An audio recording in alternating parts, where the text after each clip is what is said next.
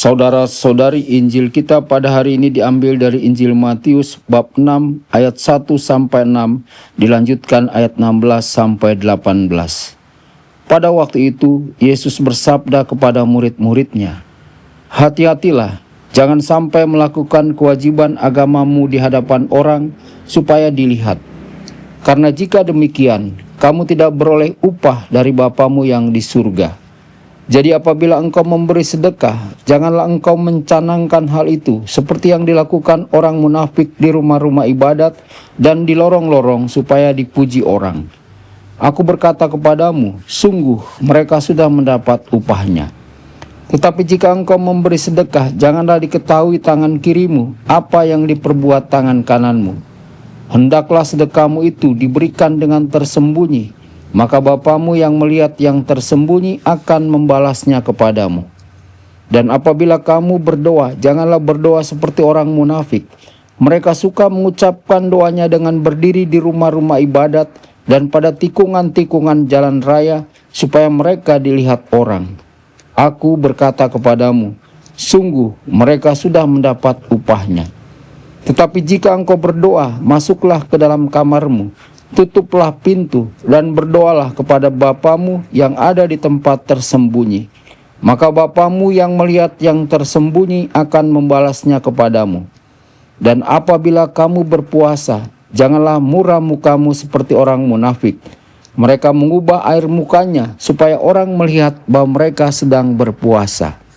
Aku berkata kepadamu, sungguh mereka sudah mendapat upahnya.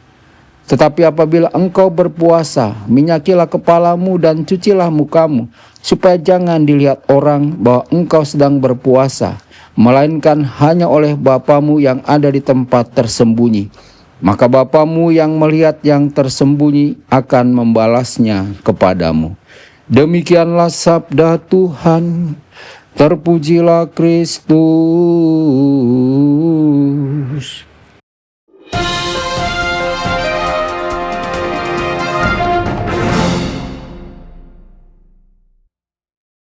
Dalam nama Bapa dan Putra dan Roh Kudus, amin. Saudara dan saudari terkasih dimanapun Anda berada, jumpa lagi dengan saya Romo Tedens dalam saluran Warta Kabar Sukacita. Semoga Anda semua dimanapun berada senantiasa dalam keadaan sehat dan bahagia. Hari ini gereja mengajak kita memulai masa Prapaskah dengan sebuah tanda yang sangat sederhana namun mendalam, yakni abu. Ketika abu ditorehkan di dahi kita diingatkan akan kebenaran dasar hidup manusia, bahwa kita berasal dari debu dan akan kembali menjadi debu. Sejak zaman dahulu, abu adalah tanda kerendahan hati dan pertobatan. Dalam kitab Yunus, seluruh kota Niniwe mengenakan kain kabung dan duduk di atas abu sebagai ungkapan penyesalan dan harapan akan belas kasih Allah. Saudara-saudari, pertobatan sejati selalu dimulai dari sini, mengingat siapakah kita tanpa Allah. Tanpa Allah kita hanyalah debu. Namun kasih Allah sungguh luar biasa. Ia mengambil debu itu dan mengembuskan kehidupan ke dalamnya, menganugerahkan jiwa yang abadi.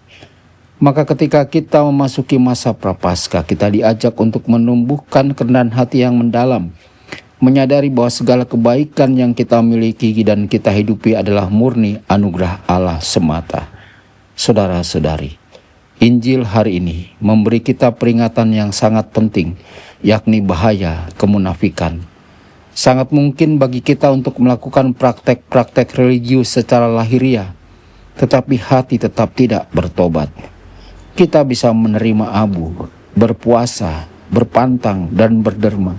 Namun semua itu menjadi kosong jika tidak disertai pertobatan hati yang sejati.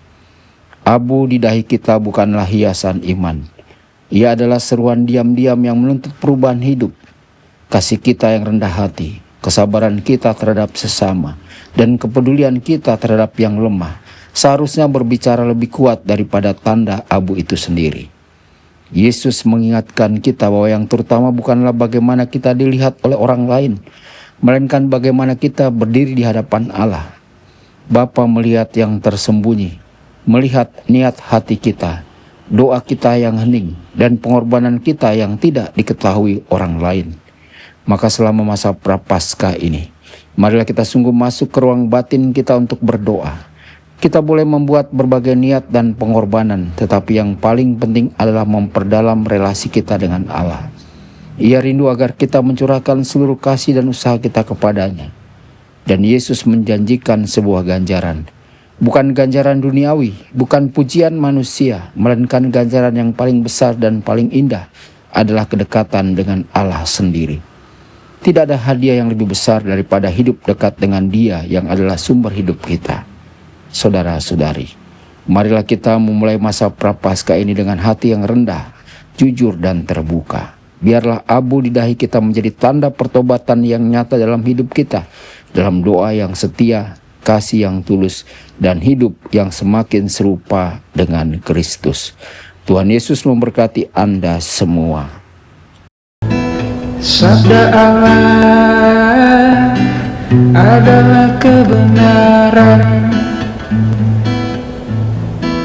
Sabda Allah adalah kehidupan. Mari kita mencintainya, mari kita menghayatinya. Ya Tuhan yang ku muliakan, sabdamu angkat resahku. Mari kita menghayatinya di dalam